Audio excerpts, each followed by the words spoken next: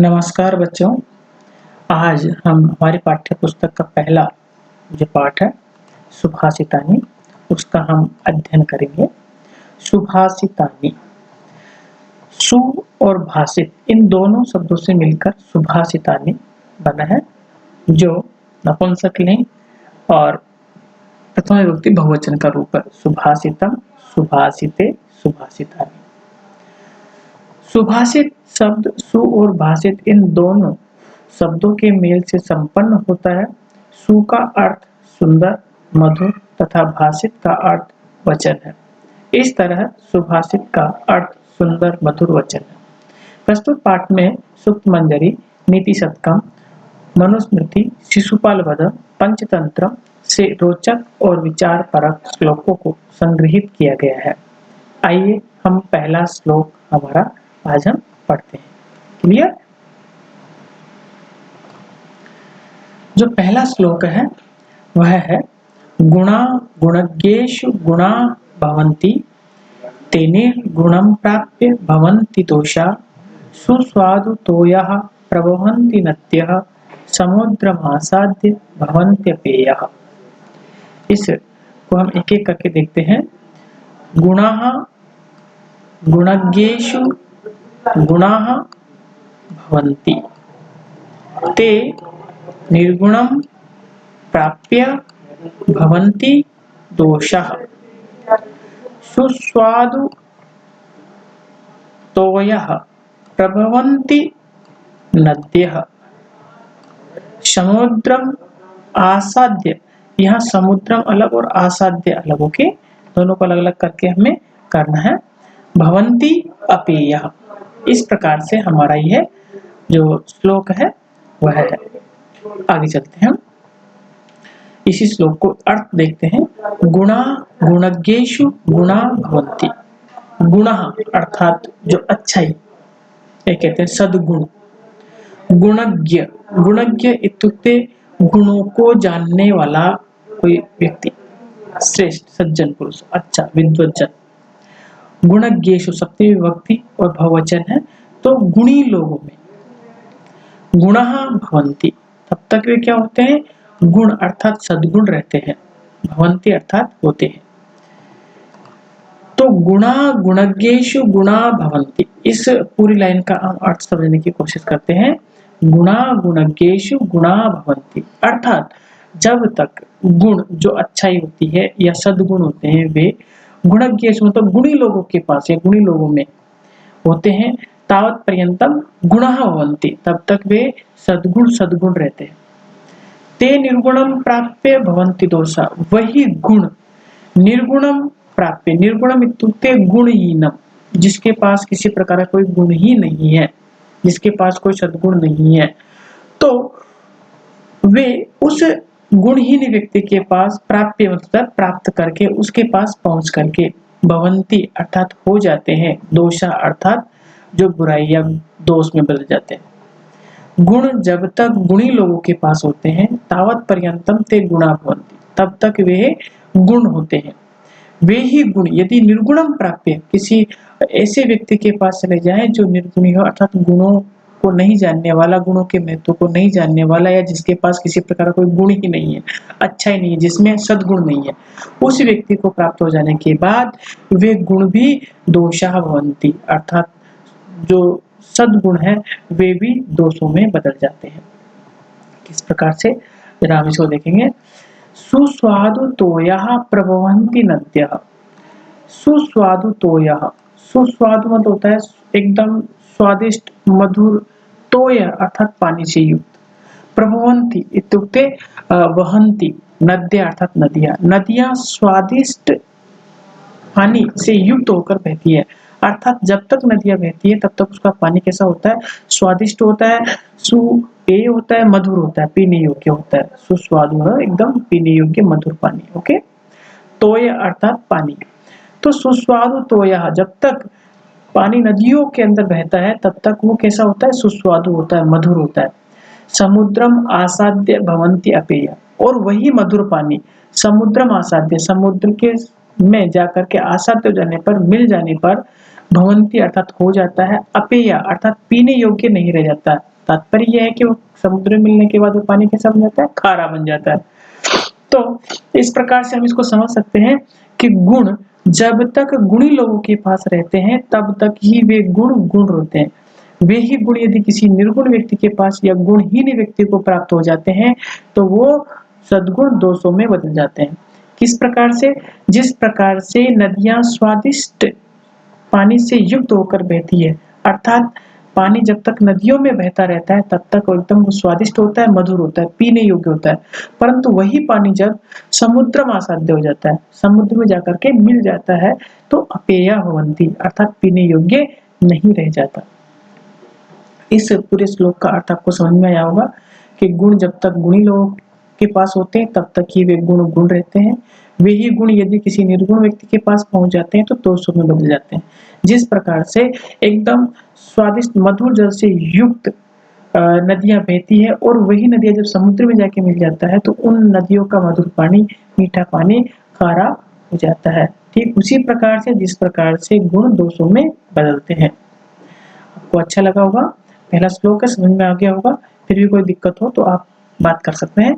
Next अगला श्लोक है हमारा, साहित्य संगीत कला वीणा साक्षात् पशु पुच्छ विषाणहीना तृणं न खादन्नपि जीवमानः तद्भागधेयं परमं पशूनाम्।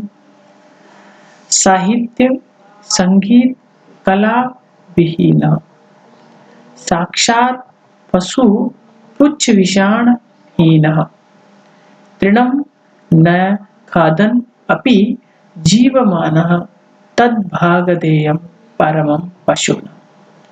हम इसको जरा थोड़ा सा ध्यान से देखते हैं किस प्रकार से है ये श्लोक हमारा, कि साहित्य संगीत कला विहीन, विहीन इत्युक्ते रहित, साहित्य संगीत और कला से रहित कोई मानव मनुष्य साक्षात् पशु, साक्षात् कः भवति, पशु भवति, परंतु तस्य विशेषता अस्ति पुच्छ विषाणहीन। पुच्छ इत्युक्ते पूंछ, विषाण इत्युक्ते श्रृंग अर्थात सींग, हीन मतलब रहित। तो पूंछ और सींग से रहित साक्षात पशु है। जिस व्यक्ति को, जिस मनुष्य को, जिस प्राणी को, जो व्यक्ति विशेष मनुष्य है, जिस मनुष्य को साहित्य संगीत और कला में से किसी प्रकार की अगर कोई जानकारी नहीं है या वो उनसे रहित है, किसी प्रकार का कोई ज्ञान उनके पास नहीं है, ना साहित्य का ज्ञान, शिक्षा जो साहित्य होता है, साहित्य शास्त्र, संगीत कला की भी शिक्षा, और जो कला है विशेष हस्तकला इत्यादि की भी अगर उसको जानकारी नहीं है तो वो बिना पूंछ और सींग वाला साक्षात पशु है। तृणम न खादन्नपि जीवमान, तृणम अर्थात घास, घासम, संस्कृत में घासम भी बोलते हैं, तो घास, न खादन्नपि नहीं खाते हुए भी, ध्यान रखना यहाँ पर खादन में शत्रु प्रत्यय है, खादन, ओके, खाते हुए भी, न अर्थात नहीं, नहीं खाते हुए भी, अपि भी जीवमान अर्थात जीवित है, तद भागधेयम परमं पशुनम, तद है तो भागधेयम, कौन, किसका भागधेयम, अर्थात परमम अर्थात बहुत अधिक, पशुनम पशुओं का भाग्य, अर्थात वो पशुओं का भाग्य बहुत अच्छा है, भागधेयम है अर्थात भाग्यशाली है कि ये वाले जो पशु है ये तृणम न खादन्नपि जीवमान, घास नहीं खाते हुए भी जीवित है। तो साहित्य संगीत और कला से रहित मनुष्य साक्षात बिना पूंछ और सींग से रहित साक्षात पशु है, जो कि घास न खाते हुए भी जीवित है। यह तो पशुओं का परम भाग्य है। तीसरा श्लोक हम देखते हैं, लुब्धस्य नश्यति असः पिशुनस्य मैत्री नष्टक्रियस्य कुलमार्थपरस्य धर्मः विद्याफलं व्यसनिनः कृपणस्य सौख्यं राज्यं प्रमत्त सचिवस्य नराधिपस्य। लुब्धस्य, यह लोभी भवति, जो लोभी होता है, लालची होता है, नश्यति अर्थात नष्टम भवति, नष्ट हो जाता है, यश, यश इत्युक्ते कीर्ति प्रसिद्धि, यश वो होता है कि जो व्यक्ति लुब्धस्य अर्थात जो लालची व्यक्ति होता है उसका यशः नश्यति अर्थात उसकी कीर्ति प्रसिद्धि सब कुछ नष्ट हो जाता है। पिशुनस्य मैत्री यह पिशुनः भवति। पिशुन इत्युक्ते जो चुगली करने वाला व्यक्ति होता है, जो जिसकी जिह्वा लोलुप वाला होता है ना, अलग अलग बातें कहीं पर कुछ बोलता है दूसरी जगह कुछ और बोल देता है, इस प्रकार से। तो इस प्रकार की चुगली करने वाले जो व्यक्ति होता है उसकी मैत्री मित्रता नष्ट हो जाती है। जो लोभी व्यक्ति होता है उसका यश नष्ट हो जाता है, और जो पिशुन व्यक्ति होता है जो चुगलीखोर होता है उसकी मित्रता नष्ट हो जाती है। नष्ट क्रियस्य कुलम अर्थ परस्य धर्म, और यह नष्ट क्रिया से जिसकी जो क्रिया एकदम नष्ट हो चुकी है, जो एकदम बुरे बुरे काम करने लग जाता है, दुराचारी जिसे बोलते हैं हम। यदि कोई दुराचारी व्यक्ति होता है, बुरा व्यवहार करने वाला व्यक्ति होता है, तो तस्य कुलम उसका जो कुल है वह नष्ट हो जाता है। कुलम मतलब परिवार, वंश, हाँ पूरा। तो पूरा वंश नष्ट हो जाता है किसका? दुराचारी व्यक्ति का। नष्ट क्रिया से जिससे क्रिया नष्ट होती तस्य। ओके, दुराचारी दुर्व्यवहार जो करने वाला व्यक्ति होता है उसका कुल नष्ट हो जाता है। अर्थपरस्य धर्म, यह अर्थ पर भवति जो हमेशा केवल अर्थ की लालसा रखता हो। अर्थ इत्युक्ते धन, केवल हमेशा धन की लालसा जो रखने वाला व्यक्ति होता है, तस्य धर्म नष्टम होते। ओके, तो उस व्यक्ति का धर्म नष्ट हो जाता है। तो धन की लालसा रखने वाला व्यक्ति जो होता है उसका धर्म नष्ट हो जाता है। धर्म से तात्पर्य यहाँ पर है कि जो हमारा स्वभाव होता है अच्छे काम करने का, जो हमारा कर्तव्य होता है, उस कर्तव्य को हम भूल चुके होते हैं यदि हम धन के लालची हैं। तो उस धन के लालच में आकर के हम अपने कर्तव्यों को विमुख जाकर के कार्य करना प्रारंभ कर देते हैं, तो उसका धर्म भी नष्ट हो जाता है। विद्या फलम व्यसनिनः, व्यसनिनः इत्युक्ते या व्यसन में जो लीन रहता है, जो जिनकी आदतें बहुत बुरी हो चुकी है, जो हमेशा बुरे काम करना प्रारंभ कर देते हैं। ठीक है, तो व्यसन तो वह होता है व्यसनिनः, बुरी आदतों वाला, बुरी लत जिसकी लग चुकी है, तस्य विद्या फलम उसको विद्या से प्राप्त होने वाला फल उसका नष्ट हो जाता है। तो बुरी आदत वाले व्यक्ति का विद्या का फल नष्ट हो जाता है। कृपणस्य सौख्यम, यह कृपणः भवति। कृपण इत्युक्ते यह कस्यपि धनम न ददाति, अर्थात एकदम कंजूस, किसी को भी किसी प्रकार की सहायता नहीं करने वाला कृपण कहलाता है। तो कृपणस्य अर्थात जो कंजूस होता है उसका सौख्यम अर्थात जो सुख हो, शांति होती है, वह स्वतः ही नष्ट हो जाती है। अंतिम लाइन में देखते हैं हम, राज्यम, पूरा राज्य नष्ट हो जाता है। किसका हो जाता है राज्य नष्ट? प्रमत्त सचिवस्य, यस्य सचिवः प्रमत्तः भवति, जिसका सचिव का मंत्री अगर प्रमत्त है, जो विवेकहीन है या इस किसी प्रकार का जो चिंतन करने में असमर्थ होता है, मद मस्त एकदम होता है ना, कभी कभी घमंड हो जाना, मद किसी बहुत ज्यादा मिल जाने पर किसी मद में मस्त होकर के और अपने कार्य से च्युत हो जाना, तो वही है जो आदमी विवेक शून्य अर्थात जो चिंतन करने में असमर्थ हो, इस प्रकार के मंत्री वाले नराधिपस्य राजा का पूरा राज्य नष्ट हो जाता है। तात्पर्य है कि विवेकहीन सचिव से युक्त राजा का पूरा राज्य नष्ट हो जाता है। इस श्लोक को हम देखते हैं दोबारा ध्यान से। लुब्धस्य नश्यति यशः, अर्थात जो लोभी व्यक्ति होता है उसका यश नष्ट हो जाता है। पिशुनस्य मैत्री, अर्थात चुगलीखोर व्यक्ति की मित्रता नष्ट हो जाती है। नष्टि क्रियस्य कुलम, और जो व्यक्ति दुराचारी होता है उसका पूरा वंश परिवार नष्ट हो जाता है। अर्थपरस्य धर्म, और जो धन का लालची होता है उस व्यक्ति का कर्तव्य स्वतः ही नष्ट हो जाता है, उसका धर्म नष्ट हो जाता है। विद्या फलम व्यसनिनः इत्युक्ते बुरी आदत जिस व्यक्ति की पड़ चुकी होती है उस व्यक्ति का विद्या से प्राप्त होने वाला फल नष्ट हो जाता है। कृपणस्य सौख्यम, और जो कृपण व्यक्ति होता है, कंजूस व्यक्ति होता है, उसका सुख नष्ट हो जाता है। आपको पता है कृपणस्य सौख्यम, सुख नष्ट, जैसे ही कोई व्यक्ति कंजूस है, उसके पास बहुत सारा पैसा है और उसको हमेशा डर लगा रहता है कि यार मेरा पैसा कहीं चला ना जाए, किसी कोई ले ना जाए, इस प्रकार का दुख उसको हमेशा बना रहता है, इसलिए उसके पास कभी सुख की प्राप्ति उसको नहीं हो सकती। राज्यम प्रमत्त सचिवस्य नराधिपस्य राज्य की प्रमत्त सचिवस्य नराधिपस्य, कि प्रमत्त सचिव वाले, विवेकहीन सचिव से युक्त वाले नराधिपस्य अर्थात राजा का राज्यम नष्टम भवति, अर्थात उसको राजा का राज्य भी नष्ट हो जाता है।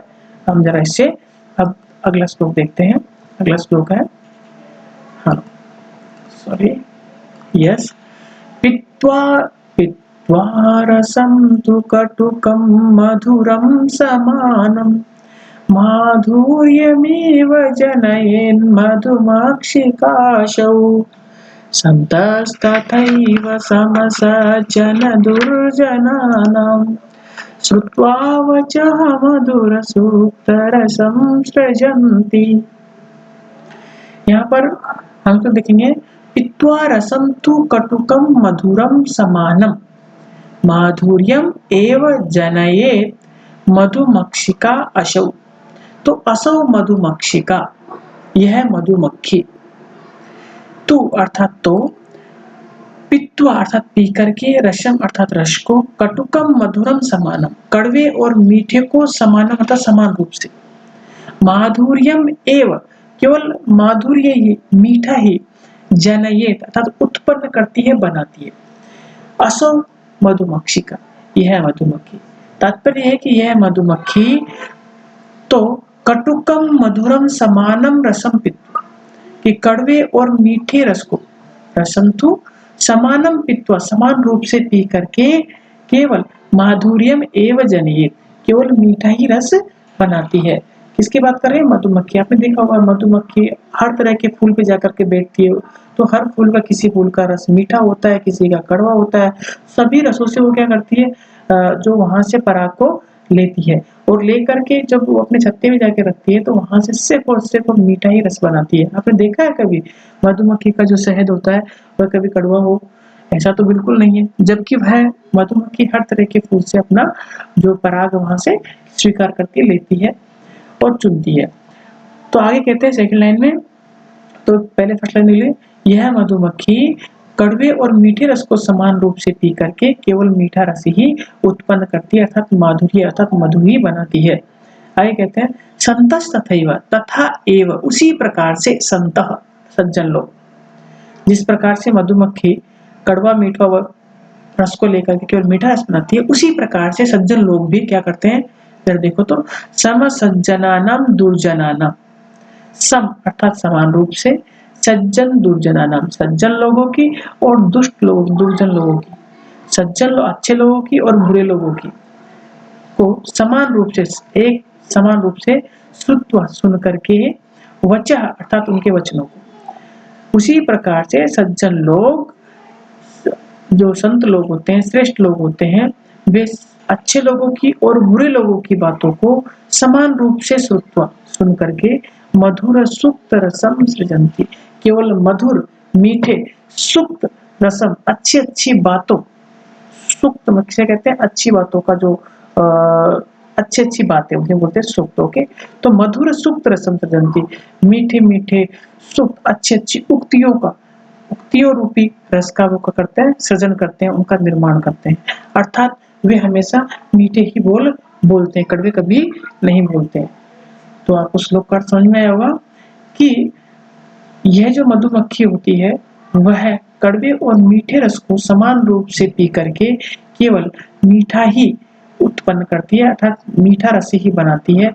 ठीक उसी प्रकार से, तथे उसी प्रकार से जो सज्जन लोग होते हैं वे सज्जनों की और दुर्जनों के वचनों को समान रूप से श्रुत्वा सुन करके केवल मीठे ही बोल का सृजन करते हैं, केवल मीठे ही बोलते हैं। आगे चलते हैं हम अगले श्लोक पर, यह श्लोक समझ में आ गया होगा। नेक्स्ट, विहाय पौरुषं यो हि देवमेवावलम्ब्यते प्रसादस्य मभक्तस्य मूर्धनि तिष्ठन्ति वायसा। पौरुषम विहाय, पौरुषम मतलब होता है अपने जो कर्म होता है, कार्य होता है, पौरुष, ठीक है, कर्म, उसको विहाय छोड़ करके, अपनी मेहनत को छोड़ करके, पौरुष होते मेहनत, परिश्रम भी बोलते हैं, तो परिश्रम को विहाय छोड़ करके यो अर्थात जो व्यक्ति ही निश्चित रूप से देवम, देवम का मतलब होता है भाग्य, एवं ही केवल भाग्य पर ही अवलंबित निर्भर रहते हैं। जो व्यक्ति अपने मेहनत को छोड़ करके, अपने पौरुष को छोड़ करके, परिश्रम को छोड़ करके केवल अपने भाग्य के ऊपर ही निर्भर होते हैं, उन व्यक्तियों की स्थिति प्रासादसिंहवत्तस्य मूर्धनि तिष्ठन्ति वायसा। उन व्यक्तियों की स्थिति उनके जैसी होती है। किसकी जैसी? प्रसाद सिंहवत। प्रासाद मतलब होता है महल, महल के जो शेर के समान। महल के शेर कौन से? आपने देखा होगा किसी भी महल के जो मुख्य द्वार होते हैं उस पर 2 शेरों की मूर्तियां लगा दी जाती है। तो उन शेरों की मूर्तियों के समान तस्य मूर्धनि अर्थात सिर पर, तिष्ठन्ति अर्थात बैठते हैं, वायसा अर्थात काका कौवे। तो उन महल के शेरों के समान उनके सिर पर हमेशा कौवे बैठते रहते हैं, अर्थात उनको कोई भी व्यक्ति महत्व नहीं देता है, कोई भी उनका सत्कार सम्मान नहीं करता है। किनका सम्मान नहीं करता है? जो व्यक्ति अपने पौरुष को छोड़ करके, अपने परिश्रम को छोड़ करके और केवल देवम अवलंबित, केवल अपने भाग्य पर ही निर्भर होते हैं, उन व्यक्तियों की उसी प्रकार से कोई सम्मान नहीं करता जिस प्रकार से महल के सिंह द्वार पर बैठे हुए शेरों के ऊपर कौवे आते हैं और उसके ऊपर बैठ जाते हैं, अर्थात उनका कोई सम्मान नहीं करते।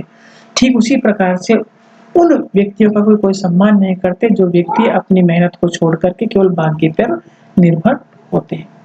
अगला श्लोक।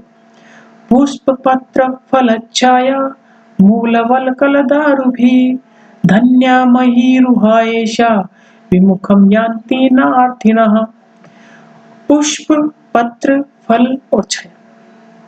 मूल वल्कल दारुभिः, पुष्प मतलब फूल, पत्र अर्थात पत्ते, फल पेड़ों से प्राप्त होने वाले फल, और छाया उनकी छाया। मूल वल्कल उसका मूल जो तना होता है वह, वल्कल अर्थात उसकी जो छाल है वह, और दारू भी, और अपनी लकड़ी के द्वारा, इन लकड़ी से, इन लकड़ी इत्यादि के द्वारा। तो फूल, पत्ते, फल, छाया, तना और उनकी जो छाल और जो दारू अर्थात लकड़ी, ओके, और उस लकड़ी से धन्या महीरुहा, तो ये महीरुहा धन्या, इन सब से कौन धन्य है? महीरुहा, मही अर्थात पृथ्वी, रुहा अर्थात रूह, पृथ्वी की रूह कौन? पेड़, ओके। तो ये पेड़ धन्य है किनसे? पुष्प, पत्र, फल, छाया, मूल, तना और उसकी छाल और लकड़ी इत्यादि से ये पेड़ क्या है? धन्य है। क्यों धन्य है?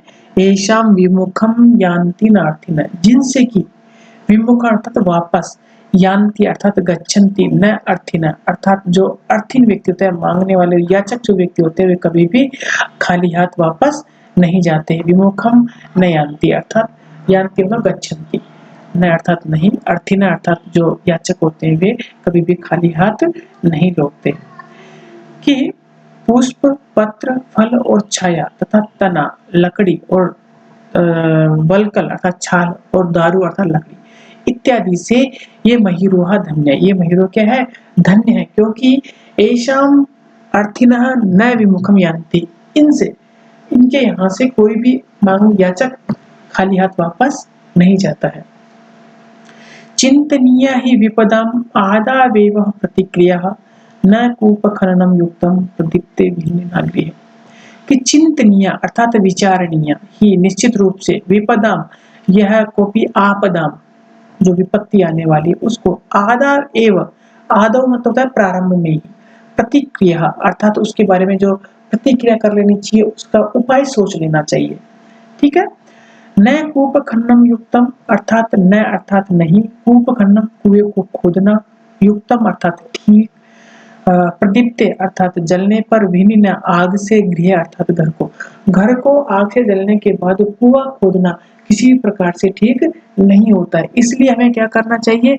चिंतनीय अर्थात पहले ही विचार कर लेना चाहिए, आदौ अर्थात प्रारंभ में ही, प्रतिक्रिया अर्थात उस जो विपदा आने वाली है उस व्यक्ति जो विपदा है, आपत्ति है, उस समस्या का समाधान हमें पहले से ही सोच लेना चाहिए। चिंतनीय अर्थात विचारणीय, ही अर्थात निश्चित रूप से, विपदा अर्थात कोई भी आपत्ति, आदौ मतलब प्रारंभ में ही, एव अर्थात ही, प्रतिक्रिया अर्थात उसका जो समस्या समाधान, न अर्थात नहीं, कूप खन्नम कुआं खोदना, युक्तम अर्थात ठीक, प्रदीप्ते जलने पर, भिन्ना आग के द्वारा, गृह अर्थात घर को आग के द्वारा जलने पर कुआं खोदना ठीक नहीं है। तात्पर्य यह है कि हमें आने वाली विपत्ति का अंदाजा लगा करके उसका समाधान हमें पहले से ढूंढ लेना चाहिए, क्योंकि घर में आग लगने के बाद कुआं खोदना किसी भी स्थिति में ठीक नहीं होता है। इस प्रकार से हमारा ये पाठ था, ये पूरा हुआ। आप लोग इसको बड़े ध्यान से देखिएगा, 2 बार देखिएगा, और उसके बाद भी कोई परेशानी हो तो आप लोग बात कर सकते हैं। धन्यवाद, नमस्कार।